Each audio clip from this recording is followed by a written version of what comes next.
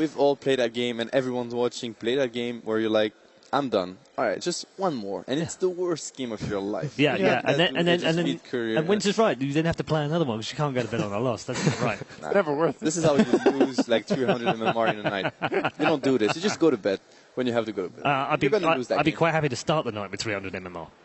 Right, that's the point. That's good. Oh, you're that bad. I thought it was possible. Well, I thought I would try and give you that one to throw at me, but you didn't come back with it. No, you could have used that one. I'm a good guy. So getting back to this game, where do we think? I mean, are we absolutely sure? Is there anything we can, complexity fans can maybe grasp onto and hope that they can hold on to this? Do they need to literally just take away from EG and just sit back now and farm, get the items that they need and then start pushing? Or are you really at a loss to figuring out how they can come back? I just think they totally lost control of the game. Whatever happens now is not in their hands anymore. Yeah, they were in control. They're not anymore. It's a very good way to put it. First objective is like to establish vision again and make sure the enemy does not have vision. Because right now, EG are stronger, which is worrisome only that. Because EG are definitely stronger late game as well. So you need to get vision so that they cannot use the fact that they're stronger. That's it's just any play that they make is like really risky. Like trying to sneak a roach is super risky. Trying to like set up a trap for anti-mage, that's a long shot. Like if you hook shot and then like hope you can find the place that he blinks to with all the other people. Like all these are just very low percentage plays. Yeah, but I think in their position they need to take a risk. Yes, I agree. Otherwise, I mean, nothing's going to happen for them. What do you think they learned from this game? It's a best of 3 after all.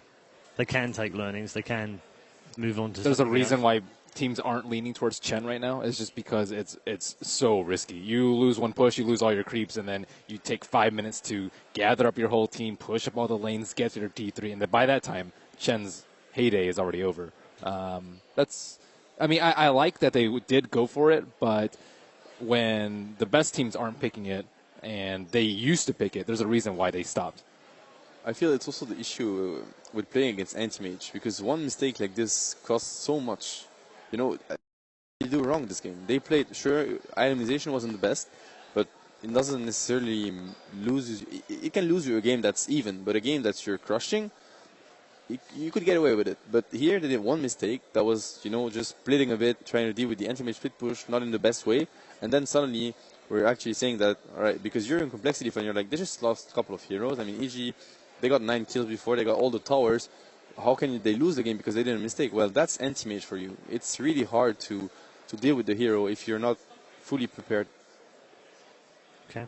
Maga, anything to add? No, Mad pretty much nailed it there. The reason that it's so detrimental to lose just one fight. And now they also have the pressure that next time they go high ground, they don't have a tier 3 tower. If Anti-Mage is already farming their jungle and pushing down there, they have no time before they have to react. And against the Naga Song, against Winter Wyvern, Sand King, these heroes can really catch you out. So they're in a tough spot. Complexity. Okay. And draft-wise, if I can add something, it's as a drafter, it's somehow hard because they went for a pick that's quite hard to execute because it's up to them. If they do a mistake, they're going to pay for it.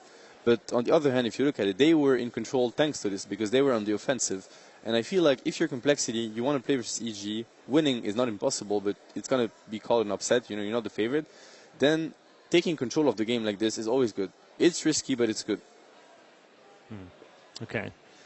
Do you know what? Why don't we check in with Casey while we're on a little bit of a break from the game because she's been checking out some artwork. One of the big places everyone is stopping by is the workshop, and I have hunted down one of the workshoppers, Terracotta. Hello. Hi, how you doing? Good. What have you seen so far? Have you been talking to a lot of people today? Yeah, he comes in and out. Whenever the games are out, people come in, they like to flood the workshop and talk to people. My showcase isn't until Friday, so I've mainly been hanging out with other workshoppers. We haven't seen each other in a year, so it's been nice to be able to see them again. Show off what you've done. This is one of my most recent ones. This is the Fires of... They changed the name. It's something fantasy, and I really have no idea how to say it. If we try... it was the Baphomet. Now it's like Vash and... I don't know. Cough when you say it, and it sounds like... Hail Satan. This is Doom. This is Doom. He was dark for them, so they changed it. But this is one of my most recent ones. We did this for Evil Geniuses. They wanted a Doom set. I thought it was cool, so I made them one. Tell me what you're surrounded by right now. What I'm surrounded by is the last 2 years of my Dota life, which has been pretty much my life in general. I love doing work, and I'm here to show it. How much time do you spend per week or per day? Oh, no. This is where it gets embarrassing. So I had a job when I first started doing this stuff, and I'd work pretty much, normal 8-9 hour days, and I'd come home and do Dota for another 6 hours every night. And then I decided I like doing Dota a lot. So let's do it a full-time thing. So I decided to quit my job. Which was doing what? Which I love. 3D modeling. I did art for a living at some game studios. But I was having so much fun doing this that I was like, okay, let's go all in. You know what I mean? And so since then, it's been like a roller coaster. You'll get into a bout of like big project. Like I did the Three Spirits thing with some friends of mine for New Bloom last year. Mega crunch. But it was worth it, it all worked out, and it was just the feeling of getting stuff in was great. And so since then, it's just kind of project after project. And so now what you're seeing is kind of the culmination between these posters, and I have like 25 different slides on here, and it's still not even all the stuff. What is it about contributing to Dota that's so rewarding in particular? Well, one is that I'm working on a game that I actually really like and really believe in. And so I try to play like once a day and everything. But I like the art style a lot. I just really like the idea of outfitting characters. I support the model that Valve is doing with free-to-play. There's a lot of free-to-play games out there that I just feel aren't as honest when it comes to it. And here it really is about, it's just cosmetic. And you dress it up. It's about you personalizing your hero. So you're letting yourself shine through with this stuff. Tell me a little bit about who we're surrounded by here. Who are some of the characters that some of the things that you've created? Basically, like, I only, most of my work are female heroes. So, like, you can say it's like everybody's female. Yeah. What are some of the things that you make for the female heroes? Like all the armors, like all the skins, like you can buy at the workshop. Have you seen the pros use some of your work in their games? Yeah, like I made some sets for the pro players, like Ice and the Ferrari and the Eternal Envy. So yeah, it's made for them. And are you enjoying meeting people who have been using your things in game? Just about the players or the teams or the fans or you guys. It's about hats. It's about hats. Yeah. Someone told me about that. Yeah, it is about hats. But genuinely, though, those drawings are painted. Wow, they are so good. I'm actually going to go down there later and see if I can, buy any of these posters because they're just fantastic. I can really relate to that second guy. He's like, I worked a full-time job and then I did the same thing. I worked a full-time job and then I started streaming for like 4 or 5 hours every night. And then I was like, oh, I really like this. And then you have to make a leap of faith. And kind of hope that everything will work out, and you're pretty sure that it will, but there's a small chance that it isn't. So I admire that guy. Yeah, I'm very lucky. I would choose following your passion for less money than earning good money and going for something that makes you bored. I would definitely be an advocate of that. Done that in the past as well. What about you guys? What have you enjoyed on the peripheral of the actual matches, but all the other cool stuff that's going on around? It's just meeting with people. We talked about it a little bit earlier, but it's really cool to just walk around and say hi to as many people as possible. It's a great feeling between the games, or even just go down and enjoy watching some of the games when we're not chained down here. I know you and Merlini, we are actually physically. Yeah. We're restricted in every way. They do let you out every now and again, and we let you go and have a rest and some food, I think, in your jail. But other than that, you're returned. But yeah, me and Matt, we're stuck here. This is where we slept last night. You had a good night's sleep here? That's my next job. Yeah. Are we physically chained? Come on. It's fun. It's Dota. That's what we live for. Yeah, absolutely. We're not all as young as we once were, unfortunately. Especially me. Well, wait, did you feel like I was going to go on the offensive then? Did you get that in before I okay, all right. But we've all been there. We've all been young and had dreams and what have you. What did you dream of in terms of Dota and esports? What did you dream of when you were younger?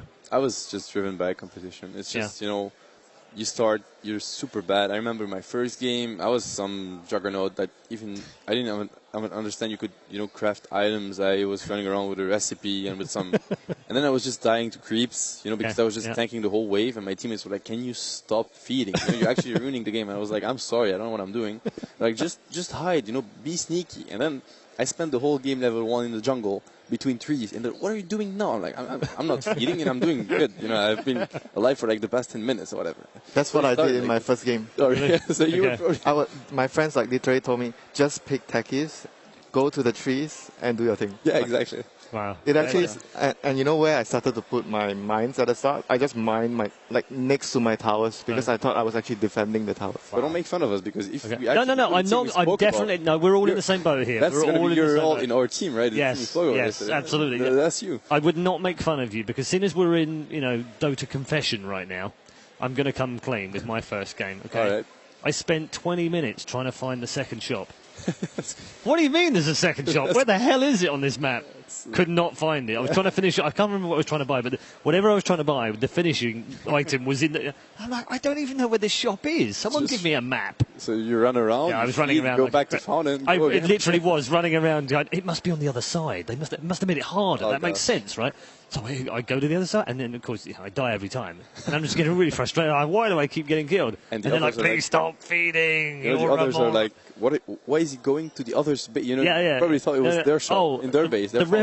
The revelation after 3 games of realising that I had one on my side was genuinely like a halo. I was like, oh, this is brilliant. So we're in Dota confession now. Anything you want to share with us? Yeah, my first games, I think I was anti-mage, and I was like, man, I keep getting harassed back to lane. I was like, I don't want to walk all the way back to fountain. I thought Perseverance was the best item ever. I was like, I get to stay in lane forever. I get free damage. It only takes up 1 slot, and you get like 3 Perseverance. He was already that guy harassing the support. Just go bring me a salve. I'm sitting there. Just okay. I don't want to walk. Okay, let's end the confession right now before we get into too much trouble. We were all young once, of course, and we all made those mistakes. But there is one gentleman who is very young at this international. He's just 16, and he stands on the verge of becoming the first player in esports history to go over $500,000. He could even make it a millionaire by the end of the tournament. That man is Sumail, and he has an amazing story coming from the streets of Pakistan.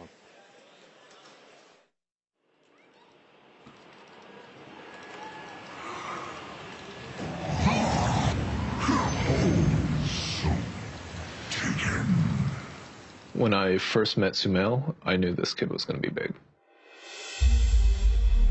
Sumail and me started playing Dota when I was 15 and he was 8. He had this passion.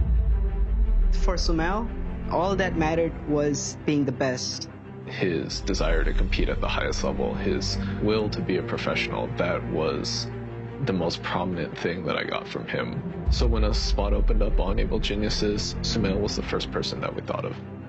At first, Sumail's parents were very skeptical about esports, but even though it was a very scary decision, his parents really believed in him. I lived in Pakistan for 15 years, and growing up, I wanted to play so bad that I sold my bicycle just to play for more hours. We had no car, so I bought a small pit bike. It was only meant for 1 person, but we got like 4 persons on it, and we rode all the way to the gaming zone. We just started playing the whole day. Pakistan doesn't have much resources to fulfill the needs of gaming, and to play the game, it's very easy over here. My dad worked really hard to get me and my family here. I live with 8 family members in a small apartment, and I share my room with 3 family members. It's really mesmerizing for all of us. And he's been playing so fast, never tired, never get bored. I play about 9 hours a day. It needs a lot of hard work and dedication, and in Dota there's always something new, so you just can't stop. Sumail's entire life revolves around Dota. Aside from school and his family, this is pretty much his life. This is what he's been doing since he's been 6. I think he's established himself quickly as one of the most skilled mid players in the game. But I think what's going to be really important for him as he develops is how he interacts with his teammates. I have a lot of room to improve, and players like the